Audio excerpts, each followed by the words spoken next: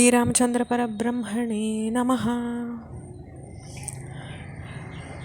கூனியினுடைய உபதேசத்தினால கோபமடைஞ்ச கைகேயி, இனி நான் பூமாலைகளை வெறுப்பேன், சந்தனம் பூச மாட்டேன், மை தீட்டிக்க மாட்டேன், உணவும் பானமும் ஏற்க மாட்டேன், இப்படிலாம் நோட்டு கோபம் பட்டுட்டு தரை மேலே படுக்கிறாங்க.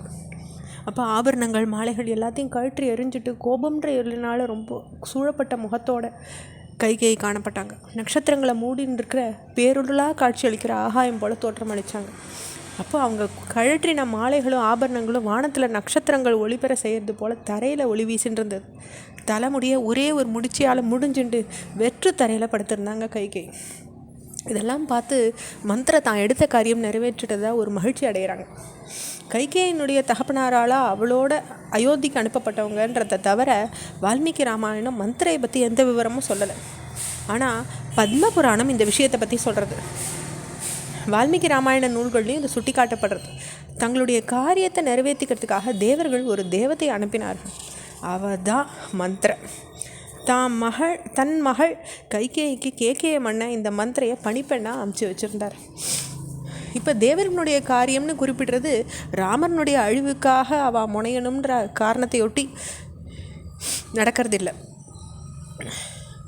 அவர் வனம் போகிறது, ராமர் காட்டுக்கு போகாட்டா ராவண யுத்தம் நடக்காது, அவதாரிய காரியம் நடக்காதுன்றதுக்காக தான் இது நடத்தப்பட்டது. அயோத்தியில் பட்டாபிஷேகம் தடைப்பட்டு ராமர் காட்டுக்கு போகிற சூழ்நிலை மந்திரம் மூலமாக தான் உண்டாக்கப்படுறது. இது பத்ம புராணம் சொல்கிற விஷயம். மகாபாரதத்துலேயும் ஒரு கந்தர்வ பெண் தான் மந்திரையாக வந்தான்ற குறிப்பு சொல்லப்பட்டிருக்கு. ராமனுடைய பட்டாபிஷேகத்தை நிறுத்துறதுல மந்திர காட்டின முனைப்பு வால்மீகி ராமாயணத்தில் குறிப்பாக எந்த ஒரு காரணத்தையும் அது சொல்லப்படலை. மந்திர பாவம் செய்கிறதுல நாட்டமுடையவ, தீமை செய்கிறதுல முனைப்பு உடையவ அப்படின்றது மட்டும் வால்மீகி ராமாயணம் சொல்கிறது. இதை தவிர கைகேயை தூண்டி விடும்போது மந்திர பேசுகிற வார்த்தை மூலமாக பரதனுக்கு பட்டாபிஷேகம் நடந்தால் தான் தனக்கு செல்வாக்கு கிடைக்கும், ராமருக்கு பட்டாபிஷேகம் நடந்தால் அது தனக்கு ஒரு முக்கியத்துவம் இல்லாமல் கௌசல்யனுடைய பணிப்பெண்களுக்கு அடங்கி தான் செயல்பட வேண்டியிருக்கும்ன்ற எண்ணம் கூனிக்கு இருந்ததாக நன்னா தெரியுது. துளசிதாசருடைய ராமாயணமும் ராமனுடைய அவதார காரியம் முடியணும்னோ அதுக்கு அவர் அயோத்தியில் இருக்கிறது உதவி செய்யாது. இந்த காரணங்களால தான் தேவர் சரஸ்வதியை வேண்டிட்டு சரஸ்வதி தேவி மந்திரியினுடைய மனசில் புகுந்ததாகவும் அவளுடைய மனசை முதல்ல கலைச்சதாகவும் அதற்கு பின்ன மந்திர போய் கைகேயி மனசில் விஷவிதியை ஊற்றினான்னு ஒரு கருத்து சொல்லப்படுறது. ராமர் சிறுவனாக இருந்த போதே தான் கையில் இருந்த வில்லினால் ஒரு மண் உருண்டையை தான் மேலே அடித்ததை பார்த்த கூனி கோபம் அடைஞ்சான்னு கம்பராமாயணம் ஒரு குறிப்பு சொல்கிறது. ஆனால் கம்பர் கூட இதை மேலெழுந்த வாரியாக சொல்லிட்டு போகிறதாவே தான் தோன்றுறது.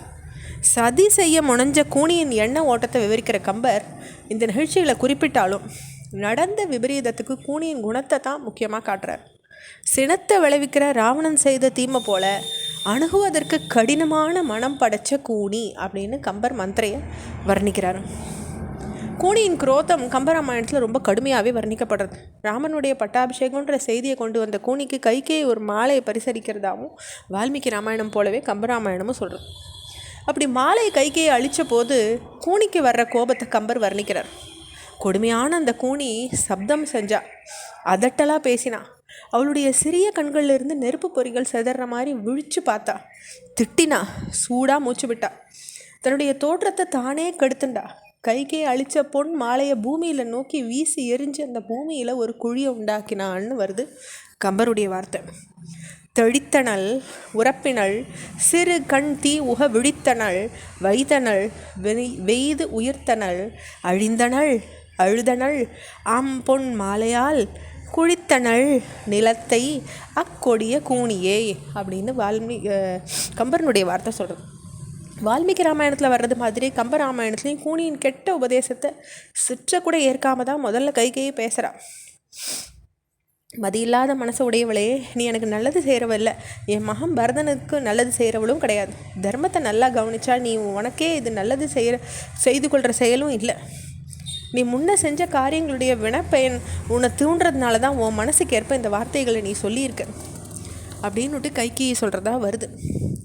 எனக்கு நல்லையும் அல்லை நீ, என் மகன் பரதன் தனக்கு நல்லையும் அல்லை, அத்தர்மமே நோக்கின் உனக்கு நல்லையும் அல்லை, வந்து ஊழ்வினை தூண்ட மனத்து நல்லன சொல்லினை மதியிலா மனத்தோய் அப்படின்னு கைகேயி சொல்கிறதா வருது.